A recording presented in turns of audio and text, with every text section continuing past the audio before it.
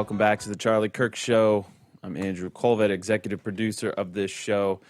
I'm joined by a really dear friend of both the show, Turning Point USA, and of Charlie's, and that's Border Czar Tom Homan. Thank you so much, Tom, for making this trip out of your way to come see us. You got it. Thanks for the invite. Yeah. Well, listen, I just want to start with the obvious question. You're sitting next to Charlie's empty chair. You're hugging our team. I can see that this means a lot to you and it's affected you. So, what has this meant to you, and where do we go from here? Well, look, I'm a pretty tough guy, but what happened to Charlie broke my heart. There's your heart right out of your chest. Me and Charlie talk quite often, and I believe what he was doing. What he was doing is a big part of saving this country, just like President Trump. For why I came back twice from retirement to help President Trump save this country. So I made a commitment to Charlie and Turning Point. I'll do anything I can to help this organization. God bless you. Because of the great work you're doing. Again, to help save this country. This country is turbulent. And I think Charlie brought out discussion, get people start thinking, keep talking. Because talking is better than violence. The day of the incident, I was in my office in the West Wing, and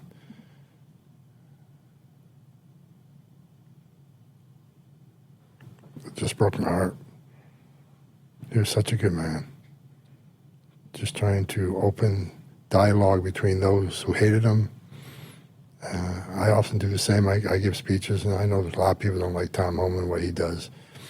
But we don't shy away from getting out there and trying to get the truth out. So I'll do everything I can for Turning Point. Thank you, Tom. Because I think we both just want to get the truth out there. We both want a better country. We both want a country better for our kids. That's exactly right. Well, Tom, I know that I speak on behalf of not only everybody in this show, but everybody at Turning Point and Erica when I say that you are a good man and you're a patriot. Charlie loved you and respected you. And when you came back for Trump 2.0, we knew that you were the right man for the job and that you had the guts and the courage to do the job. And I know that Charlie loved you. I know you love Charlie. And Turning Point, we still love you. The Charlie Kirk Show, we love you. And we thank you so much for making this extra special trip. I know Arizona is a place you do a lot of work anyways, yeah. But I'm so grateful that you came and made this special trip. So Again, you honor us. Me and Charlie talked a lot. I've done his show a lot of times. Matter of fact, I was supposed to be in El Paso doing an event with him. That's right. You were going to be on the tour? Yeah, I was going to be on the tour. Looking forward to it. And but again, I think Turning Point's in good hands with Erica. I just had a conversation with her. So proud of her. Me too. Such a strong woman.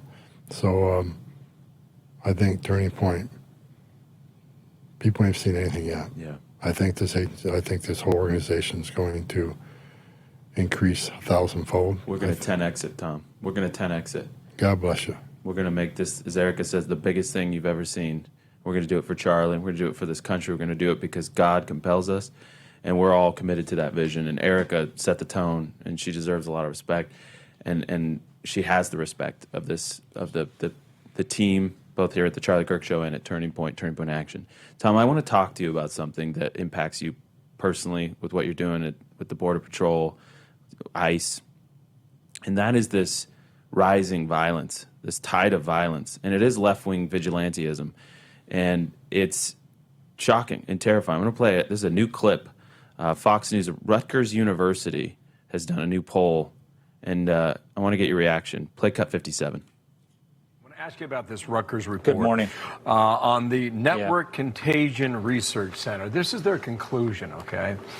Users online are increasingly associating the memification of Luigi Mangione with calls for political violence against Elon Musk, President Trump, and others, reflecting the growing cyber social presence of assassination culture. And Aisha, you have some findings that they have here on justification. It's alarming, and I want to put this up here. This is a justification for murder of Elon Musk and Donald Trump. And you'll see here, they found that when it came to the left of center, 50% thought that it was justified to murder Elon Musk, 56% for President Trump. So just to reiterate, Rutgers University has discovered that 50% of left-of-center respondents believed it is justified to murder Elon Musk for his opinions. 56% believed it's justified to kill Donald Trump for his. And I'm assuming had they asked ICE agents about ICE or ICE agents, that number would be similar. What do you do in an environment like this? Don't stop. Don't stop. Don't fold. You know, my dad taught me as a young teenager, never go start a fight, never go look for a fight, but don't run away from one either. We're not running anywhere. It's amazing. This is not the country I grew up in. And that's what was great about Charlie and President Trump. They want that country back where, you know, we can talk our differences and not be violent. So it shocks me. It shocks me to hear that.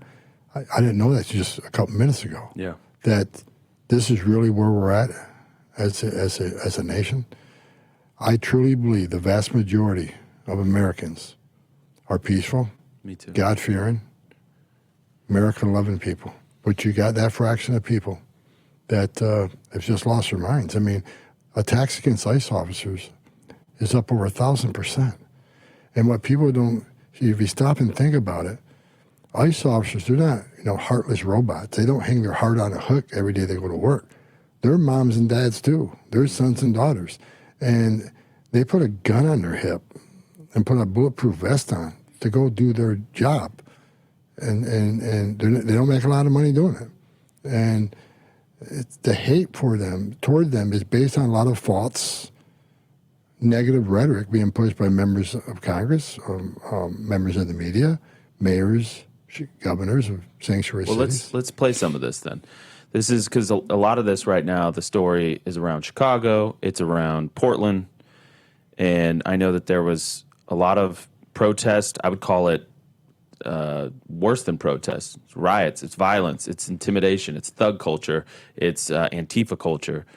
And, you know, you've got Oregon governors and, you know, Tina Kotek, you know, saying there's no insurrection, there's no threat to national security. Play cut 33.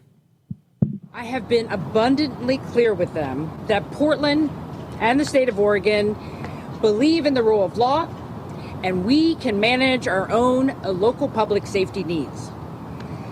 There is no insurrection, there is no threat to national security, and there is no need for military troops in our major city. Military service members should be dedicated to real emergencies.